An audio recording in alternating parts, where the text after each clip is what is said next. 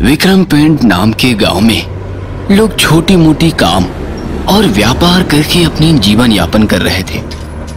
Vikram paint पक्की road से मिली हुई थी, इसलिए उस रोड की बहुत ही उन्नति हुई थी।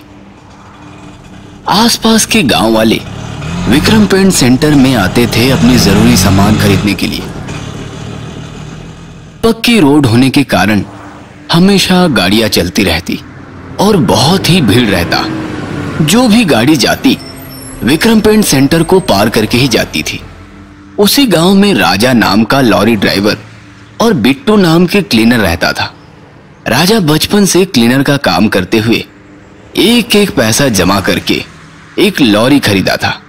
ऐसे में एक दिन, हेलो राजा, कल हमारे दुकान के लिए सामान लाना है, सुबह जाने की तैयारी कर लो। ठीक है सर, कल सुबह ही निकलता हूं तब। अरे बिट्टू, कल सुबह सेठ जी का सामान लाना है, तैयार रहना। भैया तैयार रहना मतलब सूट बूट पहनना है क्या? हाफ पैंट ही तो पहनना है, मेरे बदन में हमेशा कपड़े रहते हैं। Bittu is always ready. चलो भैया चलो। अपना बिल्डअप थोड़ा कम करो और सुबह जल्दी उठो, मूर्ख कहीं के। ठीक है भैया, उठ जाऊंगा। ऐसा कहकर राजा और बिट्टू सो गए। सुबह हुई तब बिट्टू नींद से जागा। भैया उठो भैया, लॉरी निकालना है। अरे थोड़ी देर सोने देना। पता नहीं मेरे भैया खुद सुबह उठने को कहते हैं और उठाने पर बोलते हैं भैया सामान लाना है, सुबह उठने को बोले थे, उठो। ऐसा कहते ही राजू एक झटके में उठ गया। ओह, सेठ जी का सामान लाना है ना, चल चल जल्दी चल, जल्दी जाना है। ऐसा कहते हुए दोनों लॉरी से सामान लाने चले गए।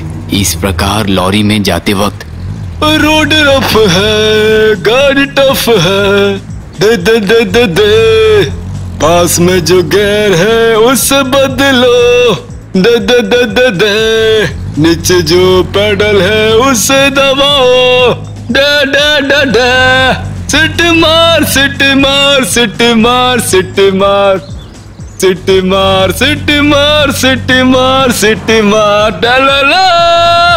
अरे बिट्टू, सुबह सुबह क्यों मेरा दिमाग खराब कर रहा है रे? क्या भैया ऐसे कह रहे हो? पता है हमारे गांव में मेरे जैसा कोई सिंगर नहीं है। क्यों, तुम्हारे गाने सुनकर सब भाग गए हैं या फिर तुम्हें गांव से निकाल दिए हैं?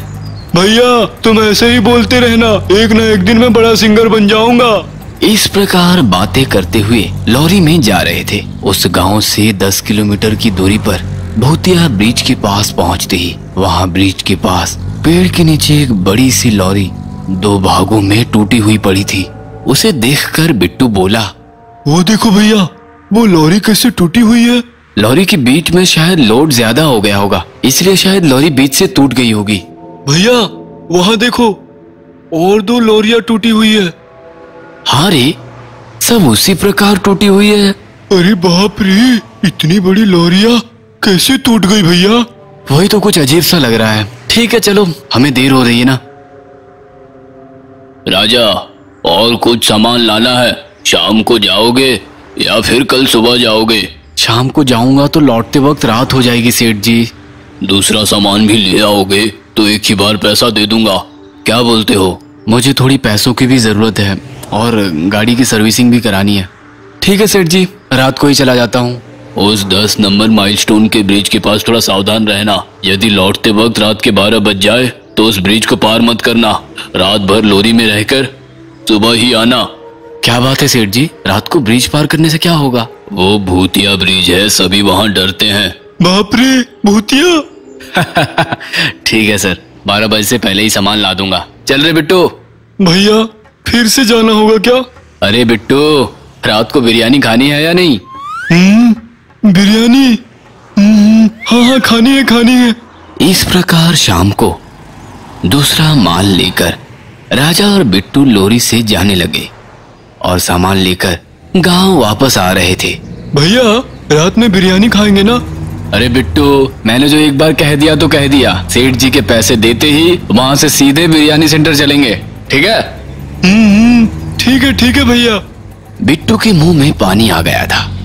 इतने में लॉरी ठीक ब्रिज के पास आते ही पंचर हो गया और दोनों लॉरी से उतरकर बाहर आए। अरे ठीक पास आकर इतने में गाड़ी पंचर हो गई। अब क्या करे रे? भैया मतलब मेरा बिरयानी कैंसल। अरे मूर्ख, और एक बार बिरयानी कहे ना तो लॉरी के टायर में तुमसे फूंक मारकर हवा भरवाऊंगा, समझा? इसका मतलब मेरी बिरयानी कैंसल। इस प्रकार पंचर हुई लॉरी को रोड के बगल में खड़ा करके वे सोचे कि गांव की तरफ जाने वाली कोई गाड़ियां दिखे तो पंचर बनाने वाले आदमी को लेकर आएंगे। इसलिए रोड के ऊपर राजा और बिट्टू खड़े होकर वेट कर रहे थे। इतने में उन लोगों को गांव की ओर से एक बड़ी सी खाली लॉरी आती हुई दिखी। वह लॉरी ठीक ब्रिज के पास पेड़ के नीचे आते ही पेड़ के ऊपर से एक भयंकर आकार में लॉरी के ऊपर कूदी और तुरंत वो लॉरी दो भागों में टूट गई। उसे देखकर राजा और बिट्टू डर गए। बाप रे, भूतनी भैया, अरे भागते हैं चलो। ऐसा कहते हुए बिट्टू वहां से भाग रहा था। अरे मेंढक जैसे शक्ल वाले, अरे रुक रे, मैं भी आ रहा हूँ। सुबह हो रही थी। राजा के घर में राजा और बिट्टू दोनों चादर ओढ़कर कांप रहे थे। अरे बिट्टू, जैसे ही मुझे वो भूतनी की शक्ल याद आ रही है, ठंड में भी पसीना छूट रहा है। हाँ हाँ भैया, मेरी तो बोलती ही बंद हो गई थी। बाप रे, वो भूतनी लॉरी को कैसे तोड़ दी?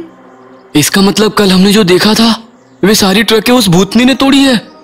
हाँ भैया, हो सकता है। हमारी ट्रक पेड़ के पास आने से पहले ही पंचर हो गई, अच्छा हुआ, वरना हमारी ट्रक भी बिस्कुट की तरह दो टुकड़े हो जाती।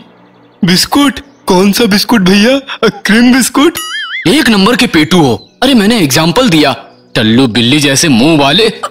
ऐसा कहते हुए राजा बिट्टू के सर पर एक लगाया। हाँ भैया, सच में हमारी ट्रक पंचर हो गई, अच्छा हुआ। भैया मुझे कुछ शक हो रहा है, उस रास्ते पर कई गाड़ियां चलती है ना, सिर्फ ट्रक को ही वो भूतनी क्यों तोड़ रही है, वो भी सिर्फ और सिर्फ रात को? सही में मुझे भी समझ में नहीं आ रहा है, वो भूतनी सारे ट्रक को ही नष्ट क्यों कर रही है? जो लोग मुश्किल से ट्रक खरीदे होंगे उनका क्या होगा? और किसी के साथ ऐसा नहीं होना चाहिए। तो फिर क्या करे भैया? उसके समाधान के लिए हमें जाकर गांव के तांत्रिक से मिलना ही होगा। ऐसा कहकर गांव में रहने वाले तांत्रिक के पास जाकर उन्हें सारी बातें बताई। राजा, बिट्टू और तांत्रिक तीनों मिलकर ब्रिज के बगल वाले पेड़ के पास गए और तांत्रिक पेड़ को ऊपर नीचे देखकर कुछ मंत्र पढ़ने लगा। गिरा गिरा गिरा गिरिंडा, मिरा मिरा मिरा मिरिंडा, जाम फट फटाफट। अरे वाह, मिरिंडा ड्रिंक बोल रहे हैं भैया। तुमने अगर मुंह बंद नहीं किया ना तो एक लगाऊंगा, ताले के जैसी मुंह वाले। वो मंत्र है मूर्ख। गिरा गिरा गिरा गिरिंडा, मिरा मिरा मिरा मिरिंडा, जाम फट फटाफट। इस प्रकार मंत्र पढ़ते हुए अभिमंत्रित की हुई एक कील को तांत्रिक ने उस पेड़ पर दे मारा। तुरंत ही पेड़ के ऊपर से एक भूतनी तांत्रिक के ऊपर कूदती है। तांत्रिक अपने मंत्र दंड से भूतनी के सर पे दे मारता है। भूतनी मंत्र दंड के मार से दूर में जाकर खड़ी हो जाती है। कौन हो तुम और क्यों तुम इन ट्रकों को नष्ट कर रही हो? मैं क्यों बताऊं? मैं नहीं बताऊंगी। नहीं बताओगी? ठीक है, मैं तुम्हें राख कर दूंगा। बताऊंगी, मुझे छोड़ दीजिए। तो फिर बताओ। पीकर स्पीड से ट्रक चलाते हुए मुझे धक्का मार दिया। ट्रक की वजह से मर गई थी? असल में क्या हुआ था, विस्तार से बताओ। मेरा नाम रेवती है। एक दिन रात को मैं अपनी स्कूटी से आ रही थी, इसी ब्रिज पर पीकर स्पीड से ट्रक चलाते हुए मुझे धक्का मार दिया। मैं जिंदा हूँ या मर गई हूँ ये देखे बिना ही ट्रक वाला चला गया। जिंदगी और मौत के बीच लड़ते हुए मैंने अपनी आखिरी सांस छोड़ दी। ट्रक से धक्का देने की वजह से मैं बहुत ही तकलीफ में त्याग कर दी। जिसने मुझे मारा मैंने उसे देखा। अचानक से मरने की वजह से मैं आत्मा में बदल गई, लेकिन मुझे जिसने मारा मैंने उसे नहीं देख। मुझे धक्का मारने वाला ट्रक वाला ही है ये मुझे पता था, इसलिए मैं मरने के बाद भी इसी पेड़ पर रह रही हूँ। रात को मर जाने की वजह से रात के वक्त इस ओर आने वाले ट्रक को देखकर उसके ऊपर गुस्से से ट्रकों को नष्ट कर रही हूँ, लेकिन मुझे मारने वाले को मैंने नहीं देखा। इसीलिए उससे बदला नहीं ले पा रही हूँ। उसे मारने से मुझे शांति मिलेगी। तुम्हारे साथ बहुत बुरा हुआ है, पर जो लोग कुछ नहीं जानते उनके साथ गलत करना भी तो ठीक नहीं है। तुम्हें मारने वाला कौन है, कहाँ रहता है, मैं बताऊंगा। जाकर अपना बदला लो। मुझ में इस पेड़ से दूसरी जगह जाने की शक्ति ही नहीं है। मेरी आत्मा को शांति मिलने से ही इस पेड़ को छोड़कर जा सकूंगी। मैं तुम्हारी आत्मा को राजा में प्रवेश करवाऊंगा, लेकिन तुम्हारा बदला पूरा होते ही उसे छोड़कर चले जाना। राजा, क्या तुम इसके लिए राजी हो? साहब, सच में उसके साथ बहुत बुरा हुआ है।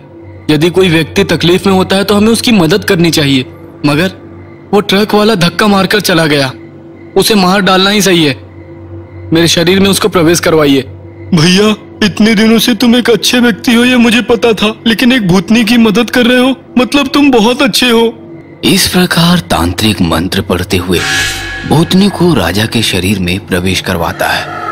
तुरंत राजा की आंखें लाल हो जाती है।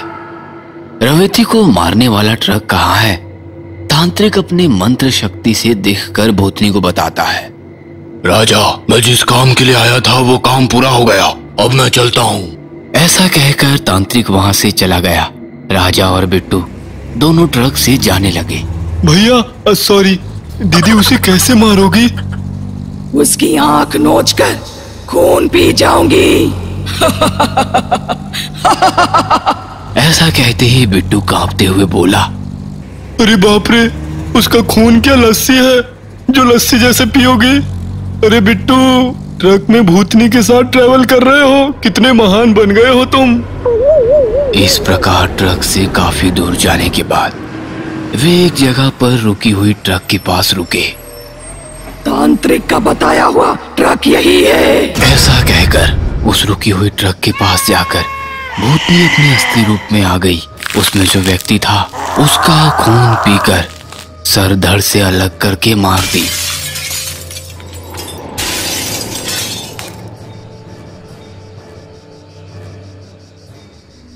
भूतनी अपना बदला लेने के बाद राजा का शरीर छोड़कर चली गई और राजा और बिट्टू ट्रक से अपने गांव की ओर जाने लगे।